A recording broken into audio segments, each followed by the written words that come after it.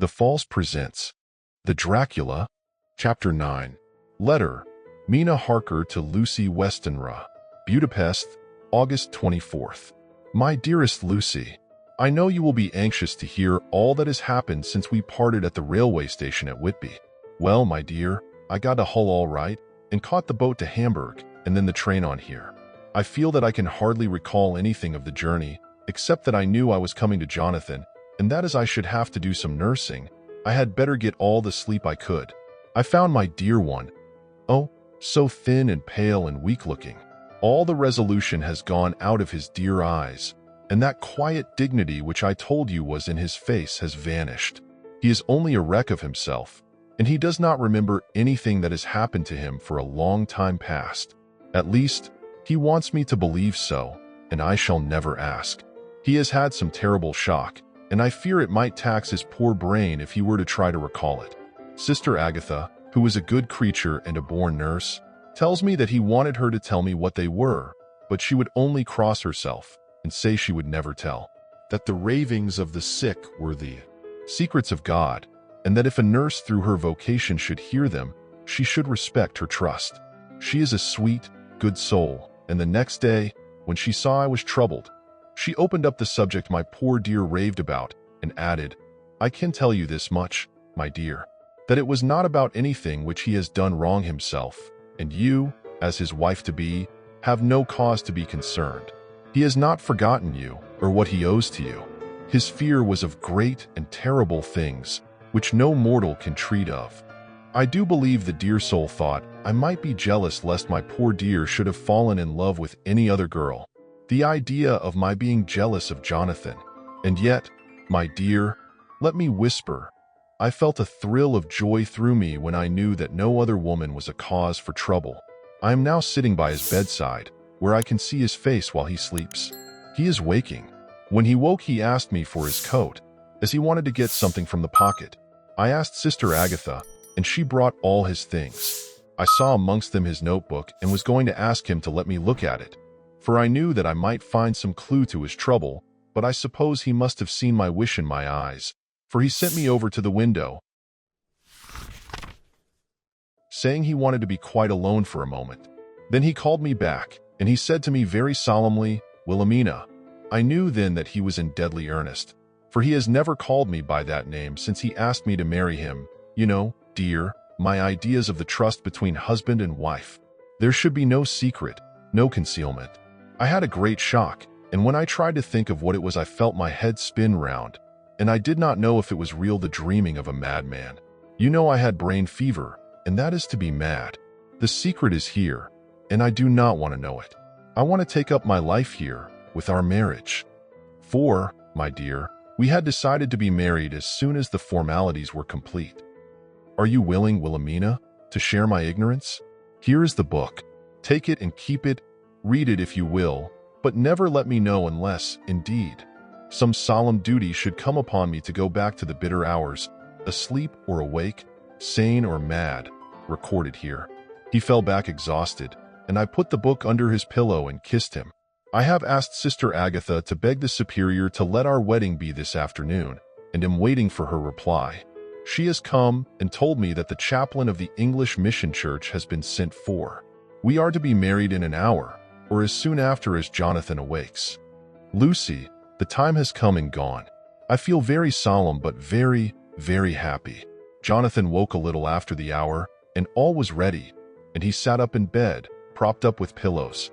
He answered his I will firmly and strongly. I could hardly speak. My heart was so full that even those words seemed to choke me. The dear sisters were so kind. Please, God, I shall never, never forget them, nor the grave and sweet responsibilities I have taken upon me. I must tell you of my wedding present. When the chaplain and the sisters had left me alone with my husband, oh, Lucy, it is the first time I have written the words my husband left me alone with my husband.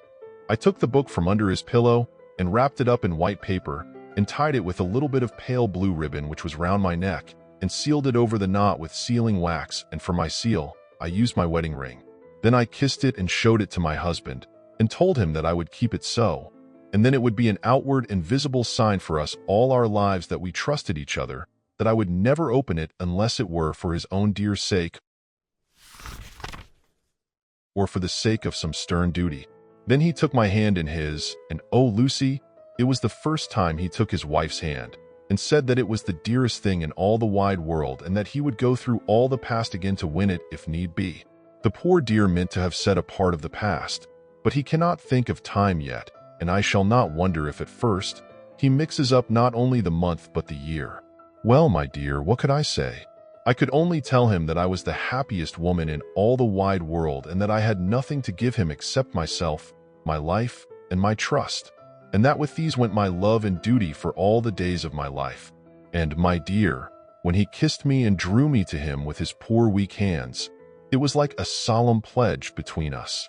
Lucy, dear, do you know why I tell you all this? It is not only because it is all sweet to me, but because you have been and are very dear to me. It was my privilege to be your friend and guide when you came from the schoolroom to prepare for the world of life. I want you to see now, and with the eyes of a very happy wife, whither duty has led me, so that in your own married life you too may be all happy as I am. My dear, please Almighty God, your life may be all it promises, a long day of sunshine, with no harsh wind, no forgetting duty, no distrust. I must not wish you any pain, for that can never be, but I do hope you will be always as happy as I am now. Goodbye, my dear. I shall post this at once and perhaps write you very soon again. I must stop, for Jonathan is waking. I must attend to my husband. Your ever-loving Mina Harker. Letter, Lucy Westenra to Mina Harker. Whitby, August 30th. My dearest Mina, oceans of love and millions of kisses, and may you soon be in your own home with your husband. I wish you were coming home soon enough to stay with us here. The strong air would soon restore Jonathan. It has quite restored me. I have an appetite like a cormorant, am full of life, and sleep well. You will be glad to know that I have quite given up walking in my sleep. I think I have not stirred out of my bed for a week. That is when I once got into it at night. Arthur says I am getting fat. By the way, I forgot to tell you that Arthur is here. We have such walks and drives and rides and rowing and tennis and fishing together, and I love him more than ever. He tells me that he loves me more, but I doubt that, for at first he told me that he couldn't love me more than he did then. But this is nonsense. There he is, calling to me. So no more just at present from your loving Lucy. P.S. Mother sends her love. She seems better, poor dear. P.P.S. We are to be married on September 28th. Dr. Seward's Diary, 20 August. The case of Renfield grows even more interesting.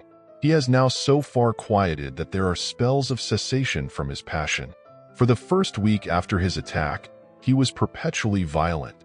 Then one night, just as the moon rose, he grew quiet and kept murmuring to himself, "Now I can wait. Now I can wait." The attendant came to tell me, so I ran down at once to have a look at him.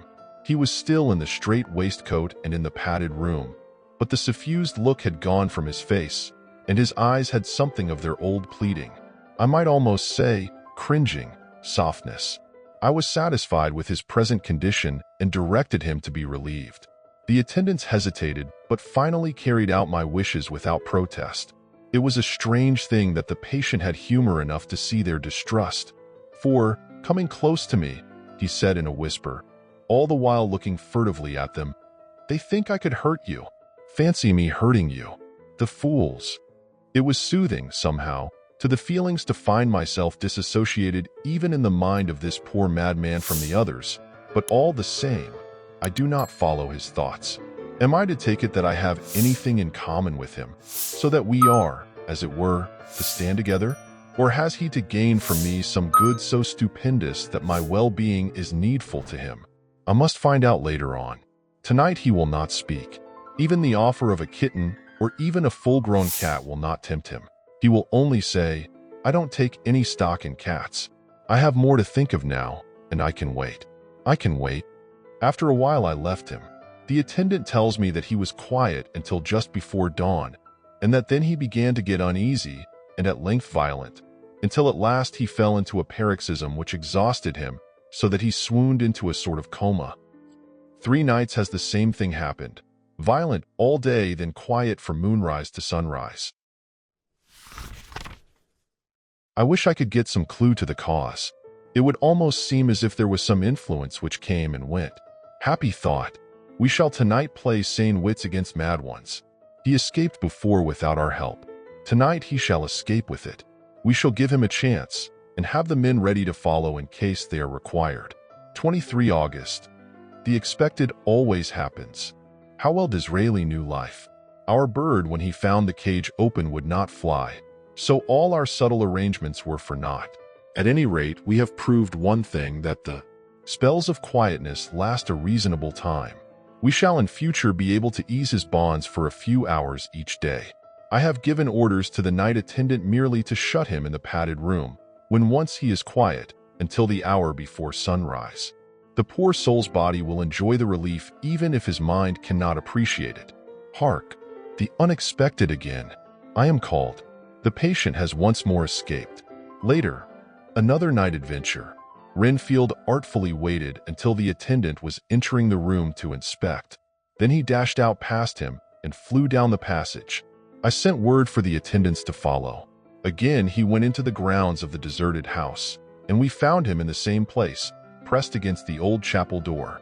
When he saw me he became furious, and had not the attendants seized him in time, he would have tried to kill me. As we were holding him, a strange thing happened. He suddenly redoubled his efforts, and then as suddenly grew calm. I looked round instinctively, but could see nothing. Then I caught the patient's eye and followed it, but could trace nothing as it looked into the moonlight sky, except a big bat, which was flapping its silent and ghostly way to the west. Bats usually wheel about, but this one seemed to go straight on, as if it knew where it was bound for or had some intention of its own. The patient grew calmer every instant, and presently said, "You needn't tie me. I shall go quietly." Without trouble, we came back to the house. I feel there is something ominous in his calm, and shall not forget this night. Lucy Westenra's Diary. Hillingham, 24 August. I must imitate Mina and keep writing things down. Then we can have long talks when we do meet. I wonder when it will be. I wish she were with me again, for I feel so unhappy. Last night I seemed to be dreaming again just as I was at Whitby. Perhaps it is the change of air, or getting home again. It is all dark and horrid to me, for I can remember nothing. But I am full of vague fear, and I feel so weak and worn out. When Arthur came to lunch he looked quite grieved when he saw me, and I hadn't the spirit to try to be cheerful. I wonder if I could sleep in Mother's room tonight. I shall make an excuse to try. 25 August. Another bad night. Mother did not seem to take to my proposal. She seems not too well herself, and doubtless she fears to worry me. I tried to keep awake, and succeeded for a while, but when the clock struck 12 it waked me from a doze, so I must have been falling asleep. There was a sort of scratching or flapping at the window, but I did not mind it, and as I remember no more, I suppose I must have fallen asleep. More bad dreams. I wish I could remember them. This morning I am horribly weak. My face is ghastly pale, and my throat pains me. It must be something wrong with my lungs, for I don't seem to be getting air enough. I shall try to cheer up when Arthur comes, or else I know he will be miserable to see me so. Letter, Arthur to Dr. Seward. Albemarle Hotel, August 31st. My dear Jack, I want you to do me a favor. Lucy is ill, that is, she has no special disease, but she looks awful and is getting worse every day. I have asked her if there is any cause. I not dare to ask her mother, for to disturb the poor lady's mind about her daughter in her present state of health would be fatal. Mrs. Westenra has confided to me that her doom is spoken, disease of the heart, though poor Lucy does not know it yet. I am sure that there is something preying on my dear girl's mind. I am almost distracted when I think of her. To look at her gives me a pang. I told her I should ask you to see her, and though she demurred at first, I know why, old fellow, she finally consented. It will be a painful task for you, I know, old friend, but it is for her sake, and I must not hesitate to ask, or you to act. You are to come to lunch at Hillingham tomorrow, 2 o'clock, so as not to arouse any suspicion in Mrs. Westenra, and after lunch Lucy will take an opportunity of being alone with you. I am filled with anxiety, and want to consult with you alone as soon as I can after you have seen her. Do not fail. Arthur. Telegram, Arthur Holmwood to Seward. September 1st. A.M. summoned to see my father, who is worse. A.M. writing. Write me fully by tonight's post to ring. Wire me if necessary. Letter from Dr. Seward to Arthur Holmwood. September 2nd. My dear old fellow, with regard to Miss Westenra's health, I hasten to let you know at once that in my opinion, there is not any functional disturbance or any malady that I know of. At the same time, I am not by any means satisfied with her appearance. She is woefully different from what she was when I saw her last. Of course, you must bear in mind that I did not have full opportunity of examination such as I should wish. Our very friendship makes a little difficulty which not even medical science or custom can bridge over. I had better tell you exactly what happened, leaving you to draw, in a measure, your own conclusions. I shall then say what I have done and propose doing. I found Miss Westenra in seemingly gay spirits. Her mother was present, and in a few seconds I made up my mind that she was trying all she knew to mislead her mother and prevent her from being anxious. I have no doubt she guesses, if she does not know, what need of caution there is. We lunched alone, and as we all exerted ourselves to be cheerful, we got, as some kind of reward for our labors, some real cheerfulness amongst us. Then Mrs. Westenra went to lie down, and Lucy was left with me. We went into her boudoir. Until we got there her gaiety remained, for the servants were coming and going. As soon as the door was closed, however, the mask fell from her face, and she sank down into a chair with a great sigh, and hid her eyes with her hand.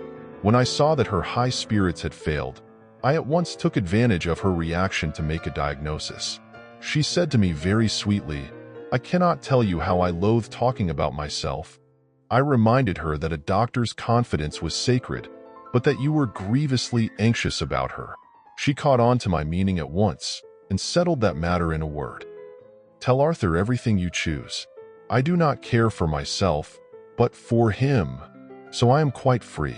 I could easily see that she was somewhat bloodless, but I could not see the usual anemic signs, and by the chance, I was able to test the actual quality of her blood. For in opening a window which was stiff, a cord gave way, and she cut her hand slightly with broken glass. It was a slight matter in itself, but it gave me an evident chance, and I secured a few drops of the blood and have analyzed them. The qualitative analysis give a quite normal condition and shows, I should infer, in itself a vigorous state of health. In other physical matters, I was quite satisfied that there is no need for anxiety, but as there must be a cause somewhere, I have come to the conclusion that it must be something mental. She complains of difficulty breathing satisfactorily at times, and of heavy, lethargic sleep, with dreams that frighten her, but regarding which she can remember nothing. She says that as a child, she used to walk in her sleep, and that when in Whitby the habit came back, and that once she walked out in the night and went to East Cliff, where Miss Murray found her. But she assures me that of late the habit has not returned.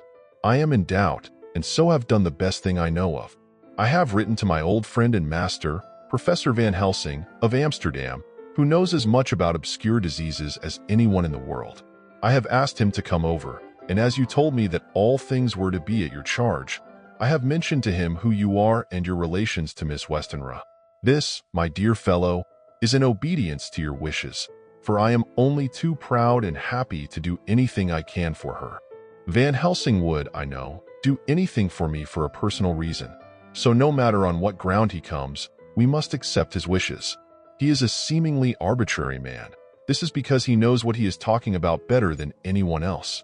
He is a philosopher and a metaphysician, and one of the most advanced scientists of his day, and he has, I believe, an absolutely open mind. This, with an iron nerve, a temper of the icebrook, and indomitable resolution, self-command, and toleration exalted from virtues to blessings, and the kindliest and truest heart that beats, these form his equipment for the noble work that he is doing for mankind, work both in theory and practice, for his views are as wide as his all-embracing sympathy. I tell you these facts that you may know why I have such confidence in him. I have asked him to come at once. I shall see Miss Westenra tomorrow again. She is to meet me at the stores, so that I may not alarm her mother by too early a repetition of my call. Yours always, John Seward. Letter, Abraham Van Helsing, M.D., D.Ph. D. Lit. etc. etc. to Dr. Seward. September 2nd. My good friend, when I received your letter, I am already coming to you. By good fortune, I can leave just at once, without wrong to any of those who have trusted me. Were fortune other, then it were bad for those who have trusted, for I come to my friend when he call me to aid those he holds dear. Tell your friend that when that time you suck from my wound so swiftly the poison of the gangrene from that knife that our other friend, too nervous, let slip. You did more for him when he wants my aids and you call for them than all his great fortune could do. But it is pleasure added to do for him, your friend. It is to you that I come. Have near at hand, and please it so arrange that we may see the young lady not too late on tomorrow, for it is likely that I may have to return here that night. But if need be, I shall come again in 3 days, and stay longer if it must. Till then, goodbye, my friend John. Van Helsing. Letter, Dr. Seward to Hon. Arthur Holmwood. September 3rd. My dear Art, Van Helsing has come and gone. He came on with me to Hillingham, and found that, by Lucy's discretion, her mother was lunching out, so that we were alone with her. Van Helsing made a very careful examination of the patient. He is to report to me, and I shall advise you, for of course I was not present all the time. He is, I fear, much concerned, but says he must think.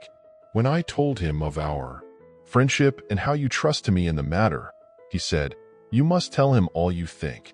Tell him what I think, if you can guess it, if you will. Nay, I am not jesting. This is no jest, but life and death, perhaps more. I asked what he meant by that, for he was very serious. This was when we had come back to town, and he was having a cup of tea before starting on his return to Amsterdam. He would not give me any further clue. You must not be angry with me, Art, because his very reticence means that all his brains are working for her good. He will speak plainly enough when the time comes, be sure. So I told him I would simply write an account of our visit, just as if I were doing a descriptive special article for the Daily Telegraph. He seemed not to notice, but remarked that the smuts of London were not quite so bad as they used to be when he was a student here. I am to get his report tomorrow if he can possibly make it. In any case, I am to have a letter. Well, as to the visit, Lucy was more cheerful than on the day I first saw her, and certainly looked better. She had lost something of the ghastly look that so upset you, and her breathing was normal. She was very sweet to the professor, as she always is, and tried to make him feel at ease, though I could see the poor girl was making a hard struggle for it. I believe Van Helsing saw it too, for I saw the quick look under his bushy brows that I knew of old. Then he began to chat of all things except ourselves and diseases, and with such an infinite geniality that I could see poor Lucy's pretense of animation merge into reality. Then, without any seeming change, he brought the conversation gently round to his visit, and suavely said, My dear young miss, I have the so great pleasure because you are so much beloved. That is much, my dear, even were there that which I do not see. They told me you were down in the spirit, and that you were of a ghastly pale. To them I say, poof. And he snapped his fingers at me and went on. But you and I shall show them how wrong they are. How can he? And he pointed at me with the same look and gesture as that with which he pointed me out in his class, on, or rather after, a particular occasion which he never fails to remind me of, know anything of a young lady's. He has his madmen to play with, and to bring them back to happiness, and to those that love them. It is much to do, and, oh, but there are rewards in that we can bestow such happiness. But the young ladies, he has no wife nor daughter, and the young do not tell themselves to the young, but to the old, like me, who have known so many sorrows and the causes of them. So, my dear, we will send him away to smoke the cigarette in the garden, whiles you and I have little talk all to ourselves. I took the hint and strolled about, and presently the professor came to the window and called me in. He looked grave, but said, I have made careful examination, but there is no functional cause. With you I agree that there has been much blood lost. It has been, but is not. But the conditions of her are in no way anemic. I have asked her to send me her maid, that I may ask just one or two questions, that so I may not chance to miss nothing. I know well what she will say, and yet there is cause. There is always cause for everything. I must go back home and think. You must send me the telegram every day, and if there be cause I shall come again. The disease, for not to be well is a disease, interest me, and the sweet, young dear, she interest me too. She charm me, and for her, if not for you or disease, I come. As I tell you, he would not say a word more, even when we were alone. And so now, Art, you know all I know. I shall keep stern watch. I trust your poor father is rallying. It must be a terrible thing to you, my dear old fellow, to be placed in such a position between two people who are both so dear to you. I know your idea of duty to your father, and you are right to stick to it. But if need be, I shall send you word to come at once to Lucy, so do not be anxious unless you hear from me. Dr. Seward's Diary. For September. Zoophagus patient still keeps up our interest in him. He had only one outburst, and that was yesterday at an unusual time. Just before the stroke of noon, he began to grow restless. The attendant knew the symptoms and at once summoned aid. Fortunately, the men came at a run and were just in time. For at the stroke of noon, he became so violent that it took all their strength to hold him. In about 5 minutes, however, he began to get more quiet and finally sank into a sort of melancholy, in which state he has remained up to now. The attendant tells me that his screams whilst in the paroxysm were really appalling. I found my hands full when I got in, attending to some of the other patients who were frightened by him. Indeed, I can quite understand the effect, for the sounds disturbed even me, though I was some distance away. It is now after the dinner hour of the asylum, and as yet my patient sits in a corner brooding, with a dull, sullen, woebegone look in his face, which seems rather to indicate than to show something directly. I cannot quite understand it. Later, another change in my patient. At 5 o'clock I looked in on him, and found him seemingly as happy and contented as he used to be. He was catching flies and eating them, and was keeping note of his capture by making nail marks on the edge of the door between the ridges of padding. When he saw me, he came over and apologized for his bad conduct, and asked me in a very humble, cringing way to be led back to his own room, and to have his notebook again. I thought it well to humor him, so he is back in his room with the window open. He has the sugar of his tea spread out on the windowsill, and is reaping quite a harvest of flies. He is not now eating them, but putting them into a box, as of old, and is already examining the corners of his room to find a spider. I try to get him to talk about the past few days, for any clue to his thoughts would be of immense help to me, but he would not rise. For a moment or two, he looked very sad, and said in a sort of far-away voice, as though saying it rather to himself than to me, all over. He has deserted me. No hope for me now unless I do it myself." Then suddenly turning to me in a resolute way, he said, "Doctor, won't you be very good to me and let me have a little more sugar? I think it would be very good for me." "And the flies?" I said, "Yes, the flies like it too, and I like the flies, therefore I like it. And there are people who know so little as to think that madmen do not argue." I procured him a double supply, and left him as happy a man as, I suppose, any in the world. I wish I could fathom his mind. Midnight, another change in him. I had been to see Miss Westenra, whom I found much better, and had just returned, and was standing at our own gate looking at the sunset, when once more I heard him yelling. As his room is on this side of the house, I could hear it better than in the morning. It was a shock to me to turn from the wonderful smoky beauty of a sunset over London, with its lurid lights and inky shadows and all the marvelous tints that come on foul clouds even as on foul water, and to realize all the grim sternness of my own cold stone building, with its wealth of breathing misery, and my own desolate heart to endure it all. I reached him just as the sun was going down, and from his window saw the red disk sink. As it sank, he became less and less frenzied, and just as it dipped he slid from the hands that held him, an inert mass on the floor. It is wonderful, however, what intellectual recuperative power lunatics have, for within a few minutes he stood up quite calmly and looked around him. I signaled to the attendants not to hold him, for I was anxious to see what he would do. He went straight over to the window and brushed out the crumbs of sugar. Then he took his fly box and emptied it outside and threw away the box. Then he shut the window and, crossing over, sat down on his bed. All this surprised me, so I asked him, "Are you going to keep flies anymore?" "No," said he. "I am sick of all that rubbish."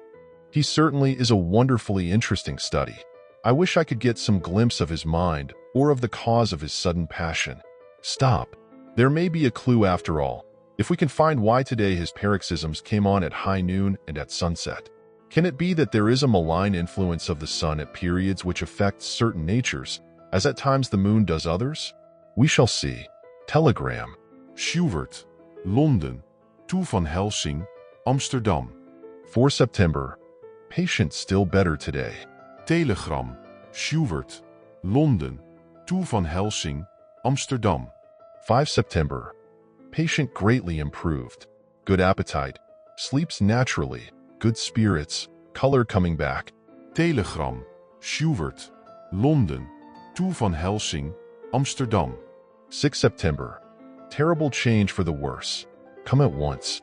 Do not lose an hour. I hold over telegram to Holmwood till have seen you. Please, like, comment, share, subscribe to our channel for more. Thank you.